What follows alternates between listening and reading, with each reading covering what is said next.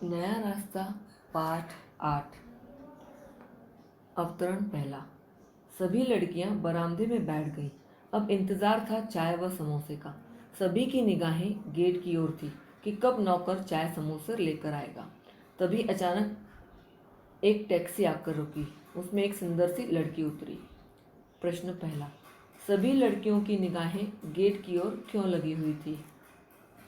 College में हड़ताल चल रही थी, इसलिए सबकी छुट्टी हो गई थी और उस दिन वर्षा भी हो रही थी। इसलिए मीनू व उसकी सहेलियों ने योजना बनाई कि वे बाहर जाकर चाय व समोसे खाएंगी।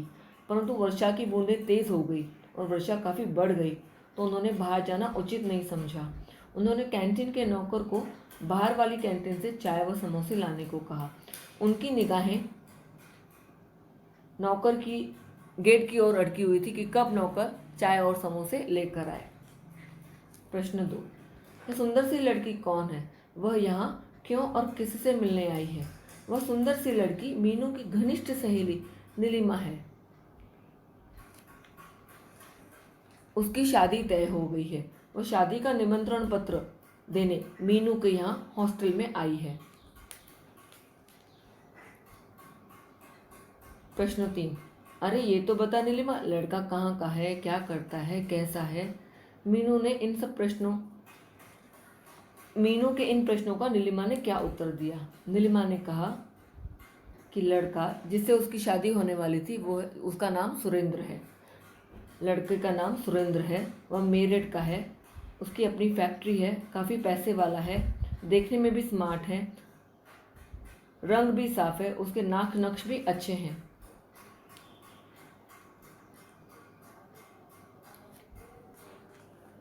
नीलिमा को हॉस्टल में मीनू तथा उसकी सखियों के बीच कैसा अनुभव हुआ?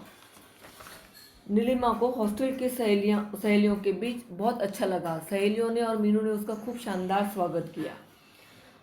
उन सभी में अपनेपन का एहसास था। यह सब देखकर नीलिमा का दिल प्रसन्नता से प्रफुल्लित हो उठा। वह बहुत खुश हो गई कि कितनी अच्छी सहेलियां हैं मीनू की। नीलिमा ने वापस जाते समय मीनू से क्या वादा कराया? मीनू ने उसे क्या आश्वासन दिया? वापस जाते समय नीलिमा ने मीनू से यह वादा करवाया कि मीनू विवाह के कुछ दिन पहले ही आएगी, ताकि वह नीलिमा के विवाह में कुछ तैयारियों में मदद कर सके, उसके घर के कामों में भी, शादी के कामों में उसकी सहायता कर सके। मीनू ने कहा कि नीलिमा की शादी में वह कुछ दिन पहले ज़रूर जाएगी, क्योंकि वह उसकी घनिष्ठ सहेली है और उसका फर्ज बनता है अपनी सहेली की शादी में हाथ बटाना, कामकाज करवाना। नीलिमा के जाने के बाद मीनू उसके निमंत्रण पत्र को देखते देखते किस ख्यालों में खो गई, समझा कर लिखिए। नीलिमा के जाने के बाद मीनू उसके निमंत्रण पत्र को देखते देखते अतीत की स्मृतियों में डूब गई। वह अपने आप को अभागन महसूस करने लगी। कई लड़कों ने उसे देखकर नापसंद कर दिया था, क्योंकि वह कद की छोटी और सांवले रंग की थी। वह हीन भावना से ग्रस्त हो गई और उसने सोचा कि वह विवाह योग्य ही नहीं है। लेकिन कुछ ही क्षण में उसने अपने आप को संभाला और अपनी सहेलियों के साथ बाहर चली गई।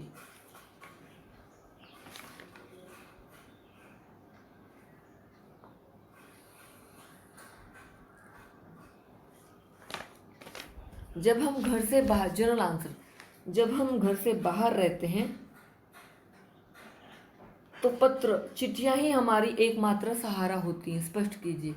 सच में जब हम जब अपनों से दूर रहते हैं तो उनके बीच का संपर्क रखने का जरिया पत्र और चिट्ठियां ही होती हैं।